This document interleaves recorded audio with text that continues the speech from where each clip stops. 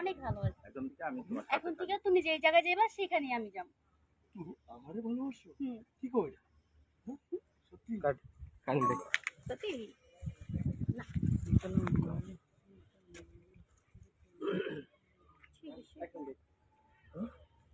আমার কাছে অনেক ভালো লাগতেছে। আমি আমার ভাইয়ের সাথে খুশি। তুমি আমার নাম দিচ্ছি, আমি অনেক খুশি। ভাইয়ের কাছে যাই। তো দূরে জায়গা কেনে? আরে আরে কি করতেছো যা?